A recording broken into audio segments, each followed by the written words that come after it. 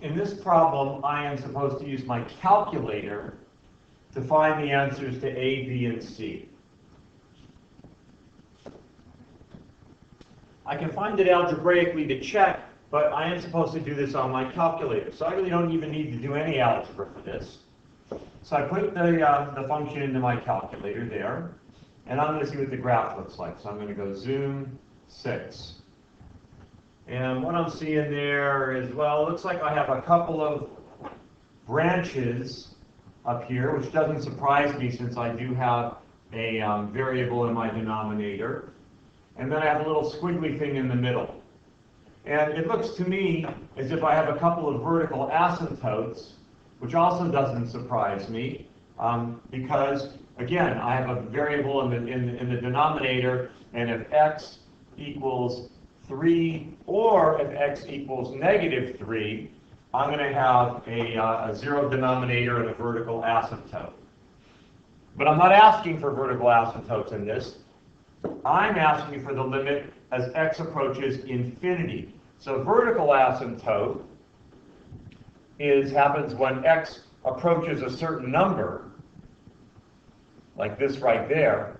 But a horizontal asymptote is what happens as x goes out towards negative infinity or goes out towards positive infinity. So looking at my graph here, it's a little bit hard to tell what's happening with x as it's going out to infinity, because when you do zoom 6, your graph is only 10 ticks by 10 ticks.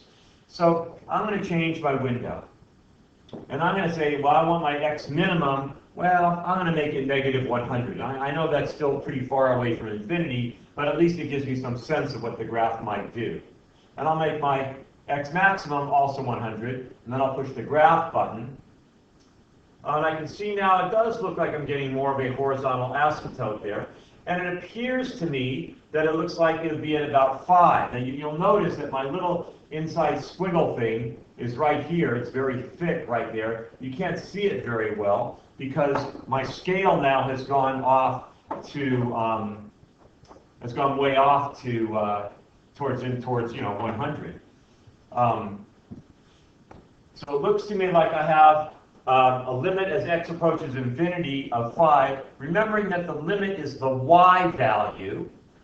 And it looks like I have, as x approaches negative infinity, a limit of negative 5. I'm going to check it on my table. So I'm going to go second table set. And I want to start right at 0. And my delta table, that is the increments by which x changes. So if I go by 0.01s, to get to infinity, it's going to take me an awfully long time. So when I want to go out towards infinity or negative infinity, I generally start with using 100. You know, the reason that I use 100 is because most of the activity on a graph is happening around 0, where x has smaller values. As you get larger values of x, it starts to just model end behavior. And so 100 is far enough away from 0 that you can usually get a sense of what the graph is going to do.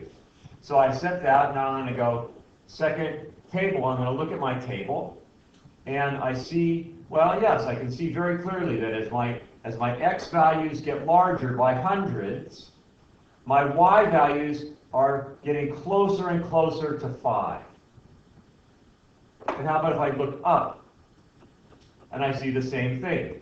As I'm getting farther and farther away from 0, my x values are getting closer and closer to negative 5.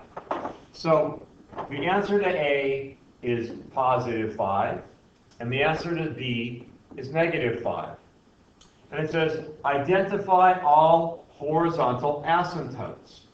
Well, let's remember the definition of a horizontal asymptote.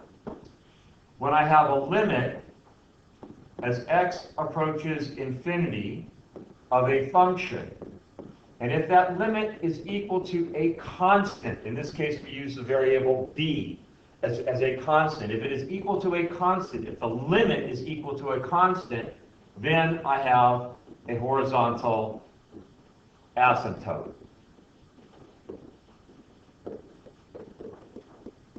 Same thing goes if it's approaching negative infinity. If I have a limit as x approaches negative infinity of a function, and that limit is a constant, I have a horizontal asymptote. And in both these cases, the limit as x approaches infinity or as x approaches negative infinity is the constant. So I do have a horizontal asymptote.